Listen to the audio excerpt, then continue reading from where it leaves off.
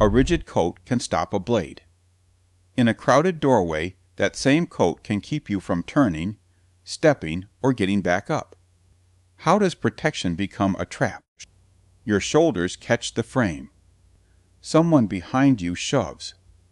Your boots slide on wet stone, and the people ahead are packed so tightly that turning becomes impossible.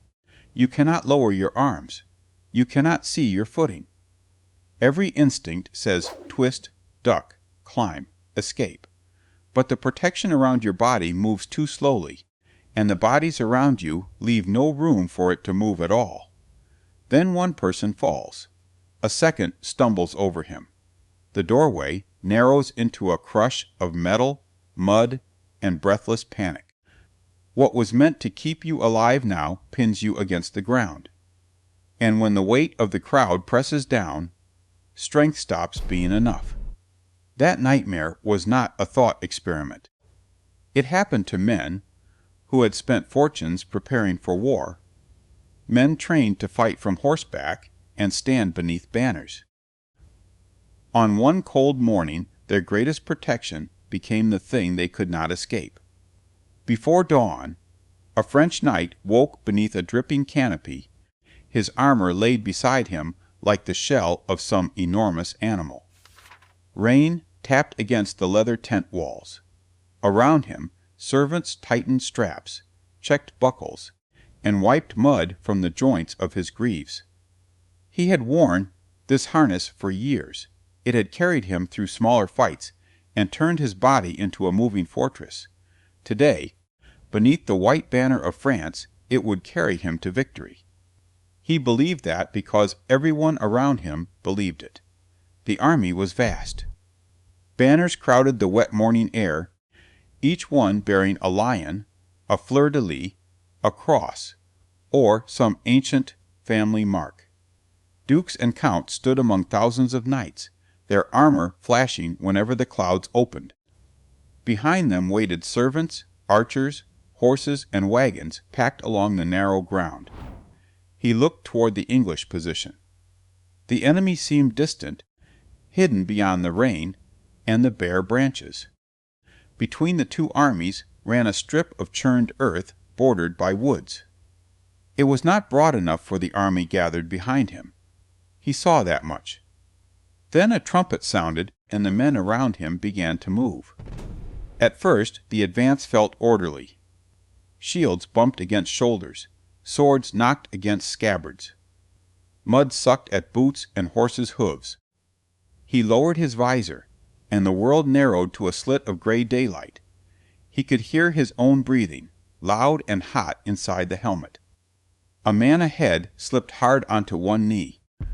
The knight behind him crashed forward, and both went down. He caught a shield with his forearm, shoved past a fallen spear, and tried to keep his footing. There was no room to step aside. The wooded banks pressed in on either side, turning the advance into a moving tunnel. More men fell. Some rose quickly, cursing through their helmets. Others disappeared beneath the legs of those behind them. A horse screamed as it went down, its rider trapped against the mud. Schmutchen. The knight reached for a branch to steady himself, but three armored bodies struck him from behind and drove him forward. The ranks had begun to compress. Men who had started the march shoulder to shoulder were now packed chest to back, their shields wedged together, their elbows pinned. He tried to turn and look behind him. He could not. The armor at his neck scraped against another helmet. His left knee struck a corpse. His right boot slid into a hollow filled with brown water. He had trusted the steel because it made him difficult to kill. But standing there, unable to turn, unable to retreat, and barely able to lift one foot, he felt the truth beneath the metal. The armor was still protecting him. It was also fastening him to the ground. Then the men ahead began to fall faster than the men behind could stop. This was the Battle of Agincourt, fought on October 25, 1415, during Henry V's invasion of France. The English army was battered, hungry, and vastly outnumbered. Across the narrow strip of churned ground French nobles advanced in plate armor, built to absorb blows and keep arrows from flesh. But the armor did not fail because it was weak. It became deadly because the battlefield robbed the knights of room, breath, and balance. Mud clung to their feet. Exhaustion drained their legs. Men pressed shoulder to shoulder, while those behind pushed the front ranks forward. A fallen knight was no longer simply a wounded warrior. He was an obstacle beneath the next wave of steel. In that crush, strength could not become movement. A man might be powerful enough to fight standing, yet helpless once he fell, with other armored bodies pinning his limbs and the ground sealing him in. Agincourt was not a contest between fragile armor and stronger weapons. It was a battle where excellent protection became a deadly trap. The ground decided how that trap would close. Henry V's army had marched, fought, and starved its way across northern France. Many English soldiers were sick. Some had barely eaten. They were facing a French host several times larger, filled with nobles, who had arrived, fresh, confident, and eager to end the campaign in one crushing attack. But Agincourt offered no open field broad enough for that advantage to unfold. The English position lay on a narrow strip between two areas of woodland. The French army stood across its width, with little room on either side to spread out. Their numbers promised strength. The field turned those numbers into pressure. The night before the battle, rain soaked the earth. The surface became soft, slick, and uneven, especially across the freshly turned ground between the armies. Boots sank deeper than expected. Every step demanded correction. A man carrying armor, shield, helmet, and weapons had to spend energy simply staying upright. The English had chosen their ground carefully. Their men-at-arms formed a compact center. Archers stood along the flanks behind sharpened stakes driven into the soil. The stakes were not an impenetrable wall. They only had to create hesitation. A charging horse might be injured. A rider had to slow, turn, or risk, driving himself into a forest of pointed wood. That delay mattered because the English did not need to cover a wide front. Their archers could fire inward at the advancing French while the infantry waited close behind, ready to strike anything that reached the line. The English army was tired, but its parts occupied positions that supported one another. The French had more men, more armor, and more status. What they lacked was usable space. Their commanders needed to deploy large divisions, giving each group room to advance, fight, and be replaced. Instead, the woods narrowed the approach. The front ranks moved first. Thousands behind them had to follow through the same restricted lane. From a distance, the French advance looked powerful. Up close, it became slow. Men in full armor could not sprint across mud. They walked carefully, then more carefully still, as arrows struck the ground, shields, horses, and exposed gaps. Each step brought them closer to the stakes, and closer to the bodies already lying in their path. That was where the battlefield began to change. A dead or wounded man was no longer part of the formation, but he still occupied space. His shield caught a boot. His spear lay across the mud. If he tried to rise, the men behind him had to step around him, push past him, or move over him. In a broad field, a formation could bend around an obstruction. At Agincourt it could not. The front ranks slowed at the English position. The ranks behind kept moving because they could not sigh the entire line. And stopping meant being struck by the men following them. Shoulders collided. Shields overlapped at the wrong angles. Gaps vanished. Now armor became a problem of geometry. A man-at-arms needed room to lift a sword, rotate his torso, and bring the blade down. He needed space to set his feet and recover after a blow. In the crush, he might raise the weapon only part way before hitting another helmet or shield. A thrust could meet a neighbor's body. An arm could be pinned between steel and wood. Then someone fell. That was the dangerous turning point, not because the armor had failed to stop a blow, but because it made the fallen man harder to move. He had to roll, plant an elbow, find a knee, and push himself upright. Each movement required space. If another soldier pressed against his back, or the mud took his hand, those steps became impossible. One man went down. Another stumbled over him. A third was pushed onto both. The front of the formation stopped behaving like separate fighters, and began behaving like a packed mass. Men in the rear were not necessarily attacking yet. Their bodies were still driving the mass forward. Weight replaced command. This is why the battle cannot be reduced to bows defeating armor.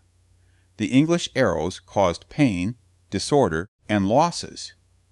But plate armor could resist many direct hits. The larger failure came when the French reached killing distance without preserving the structure needed to fight there. Terrain narrowed the approach. Mud drained strength. Stakes disrupted movement. Fallen bodies raised the ground beneath their feet. The English archers then moved from distance to close range. Some seized mallets, axes, knives, and swords. They struck at helmets, joints, faces, hands, and men already down.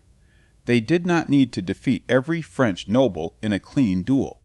They only needed to attack a formation that could no longer separate its fighters, or give them room to answer. French cavalry prestige faced the same problem. A mounted charge needed momentum, alignment, and open ground. The woods, the stakes, the mud, and the English position broke that sequence before cavalry could turn speed into impact.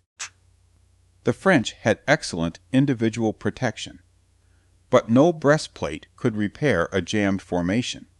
Numbers should have multiplied French strength. Instead, in that narrow field, they multiplied pressure.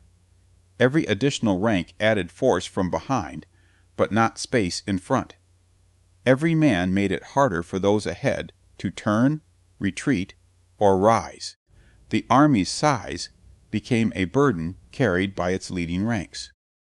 By the time the French reached the English line, the battlefield had already changed what that army was. It was no longer a large force crossing open ground. It was a dense, exhausted column, entering a space too narrow for its weapons, horses, and wounded to function. Mud denied footing. Crowding denied movement. Armor kept men alive just long enough for the bodies around them to become fatal. And once a man went down, the battle changed its rules. A standing fighter could turn his shoulders, lift a shield, swing a pole arm, or step away from a falling horse. A fallen fighter had almost none of those choices. His back met the ground. His elbow struck other bodies. Mud filled his visor while the men behind him kept moving, because they could not see what had happened beneath their feet. The armor itself was not a solid iron prison. By Agincourt, a wealthy warrior might wear a fitted suit of steel plate over an arming garment, with mail protecting the remaining gaps. Plates covered the chest, back, arms, legs, and head, while leaving the joints flexible. A trained man could walk, climb, mount a horse, kneel, and fight in it. He could even rise from the ground by rolling onto his side, drawing one knee underneath him, and pushing up with a hand or weapon. But that technique required space, balance, and breath. On Agincourt's field, a man might have none of them. A fallen nobleman could be trapped beneath a second body before his knee reached the ground. His armor pressed against wet clothing and churned soil. His gauntlets slipped. His sword arm was pinned. If he twisted too quickly, another armored body crashed across his ribs. Plate did not make movement impossible. It made every movement more expensive, especially after exhaustion had turned a short advance into a desperate effort. Heat began the work before the killing did. Steel held the sun close to the body, while the layers beneath it absorbed sweat. The helmet narrowed vision and made every breath loud. A man who had marched, pushed, and fought through the first crush was already spending oxygen faster than he could replace it. Then came the sudden demand to rise, brace, and resist several men pressing from behind. For the French, the first danger was not always a shaft punching through a breastplate.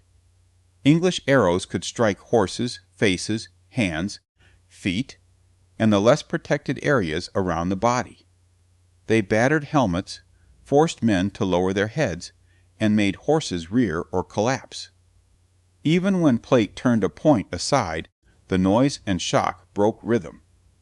A man looking upward for the next volley was not watching the pole arm entering from the side. When the lines met, English men-at-arms could attack the places armor had to leave open. The armpit inside of the elbow, back of the knee, throat, and visor slit were small targets, but close combat brought weapons near enough to find them. A sword was not always used in a broad slash. Against plate, a fighter might grip it by the blade and drive the pommel or crossguard like a hammer. A poleaxe could hook, strike, or thrust.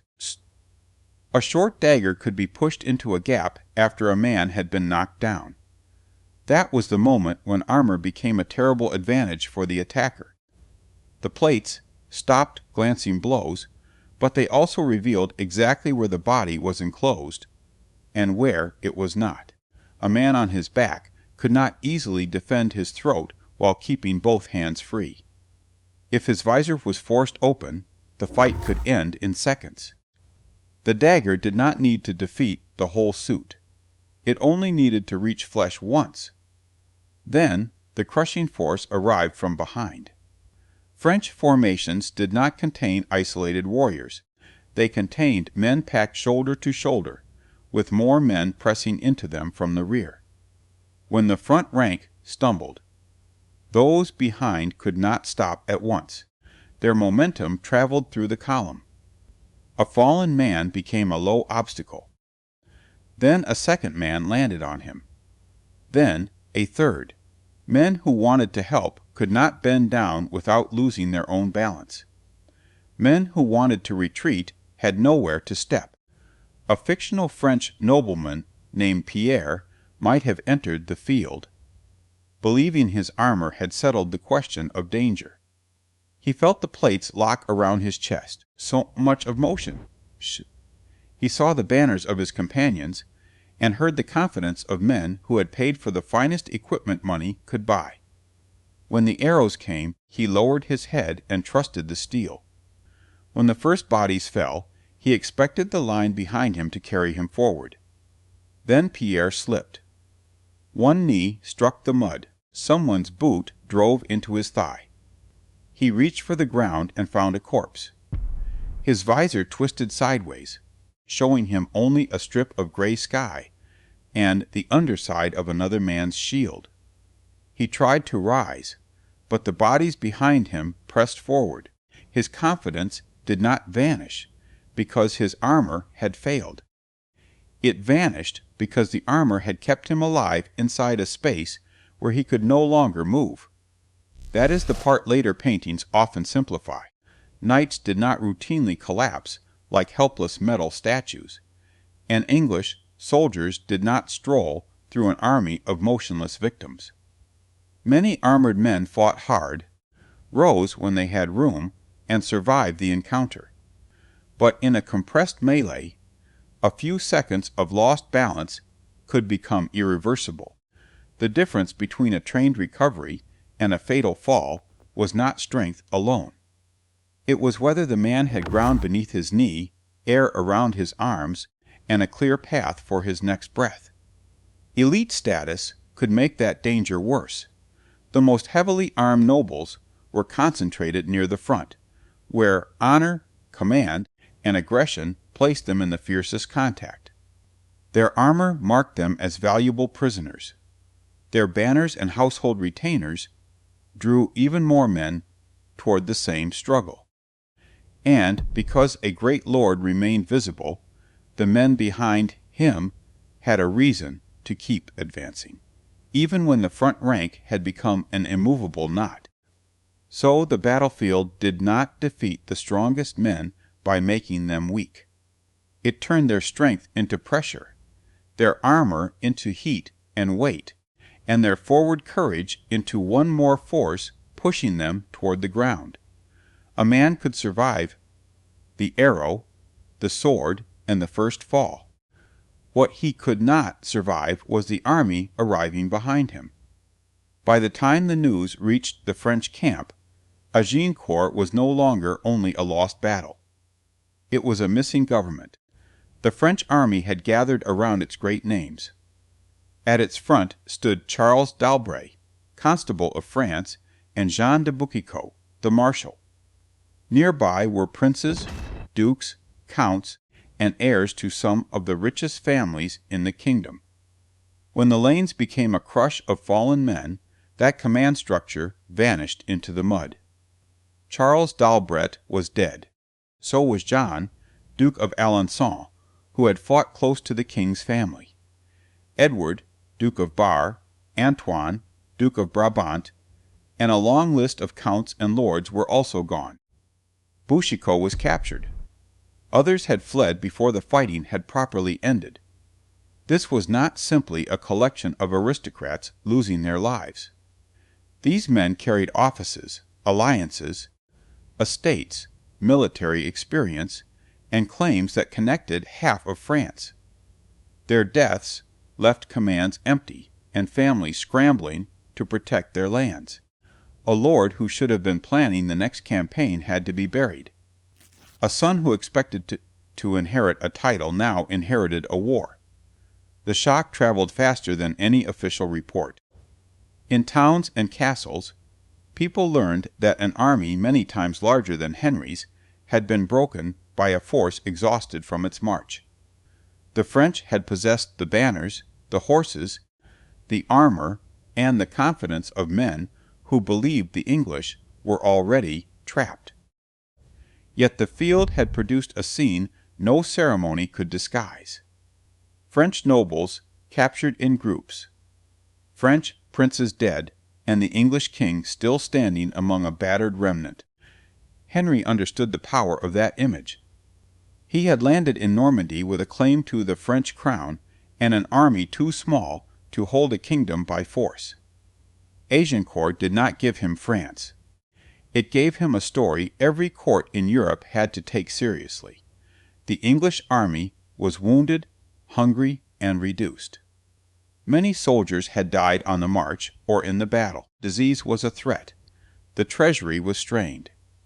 Henry could not simply march into Paris and sit on the throne.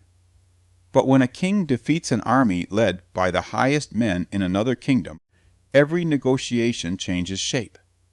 Before Agincourt, Henry's demands could be dismissed as the ambition of a young foreign ruler. After Agincourt, they arrived backed by prisoners, captured standards, and a dead generation of French commanders.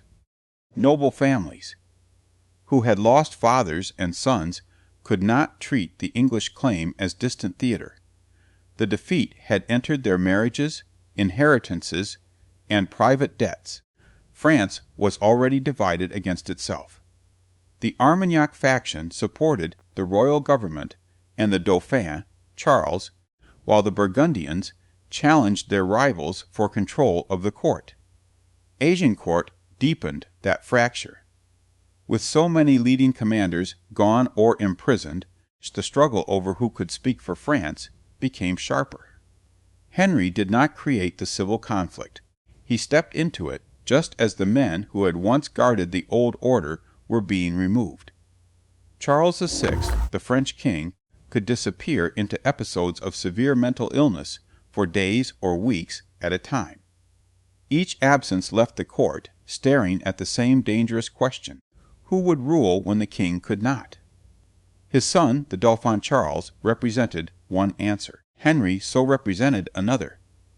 A foreign conqueror, claiming that his rights came through his great-grandfather, Edward III, and through the inheritance rules of the French monarchy. Agincourt turned that claim from words on parchment into a weapon. Henry could now walk into negotiations as more than an invader. He was the commander who had defeated France's princes in the mud, the man who seemed capable of restoring order while the royal court came apart.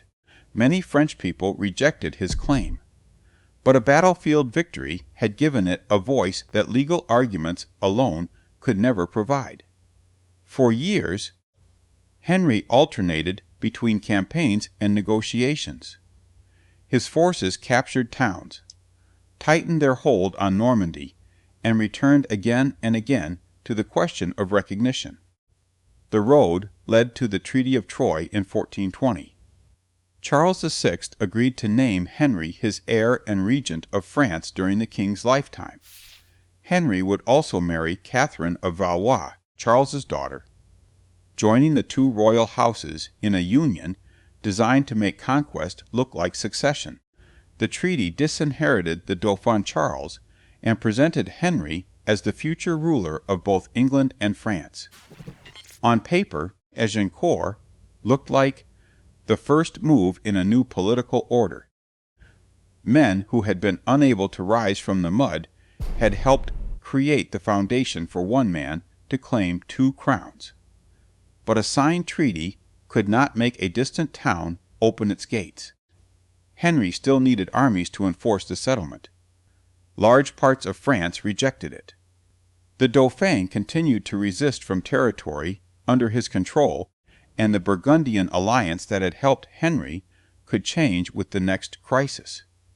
Troyes could announce a succession. It could not make every French soldier obey. Henry never became King of France. He died in 1422, only weeks before Charles VI. His infant son, Henry VI, inherited the claim but not his father's authority. French resistance gathered around the Dauphin, who was crowned Charles VII at Rheims in 1429. Over the following years, English power was pushed back, and the settlement built after Agincourt began to crack apart. The victory had changed French politics, but it had not conquered France. It damaged confidence in one leadership class, raised Henry's reputation, and opened the road to Troyes. Then its grand promise began to vanish. Agincourt became a political earthquake because the men buried beneath its mud were not only soldiers. They were the men expected to keep a kingdom standing. That is why the armor deserves a second look. Agincourt was not the moment when steel became useless. It was the moment when steel was trapped inside a failing battle plan. A well-made suit of plate armor could turn or deflect many cuts. Its plates protected the chest and limbs and spread the force of a blow across the body. It was not a heavy iron shell dragging a man helplessly across the ground. A trained fighter could walk, climb, kneel, mount a horse, and rise while wearing it.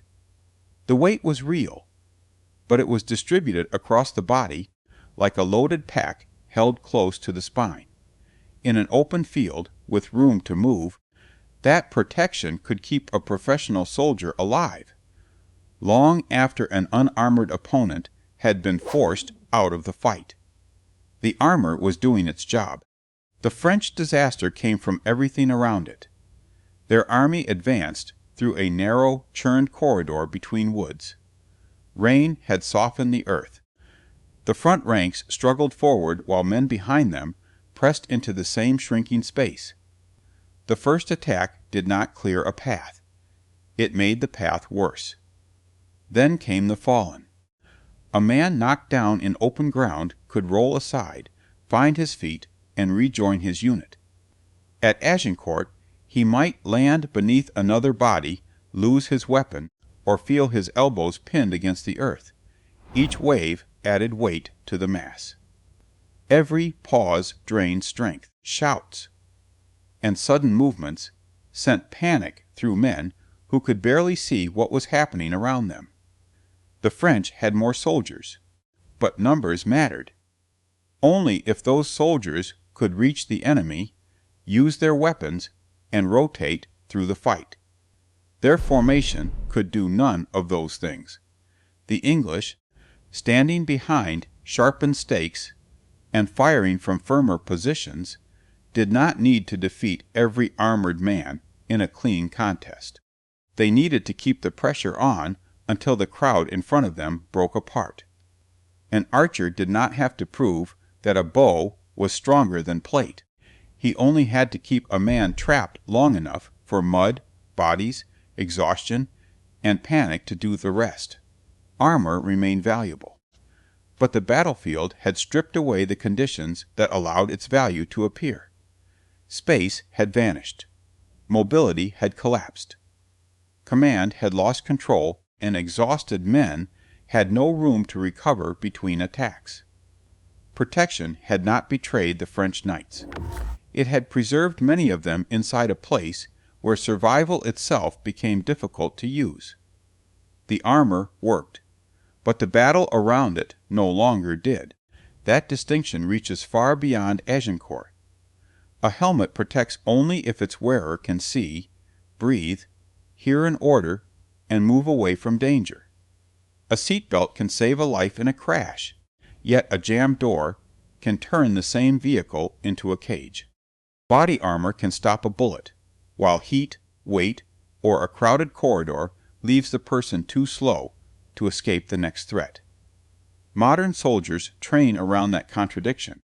Planners leave routes open, control the flow of people, and test equipment under smoke, heat, darkness, and panic, not merely in a clean demonstration.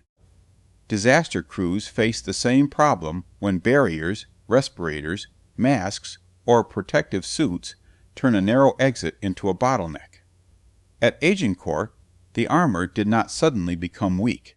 The field took away the one thing it required: room. Men who had trusted steel to keep danger out found themselves unable to stand, turn, or breathe. The trap was never the armor by itself. It was armor, mud, pressure, and nowhere to go. And that is what the battlefield leaves behind. The strongest protection can become the most dangerous thing you are wearing when survival depends on movement.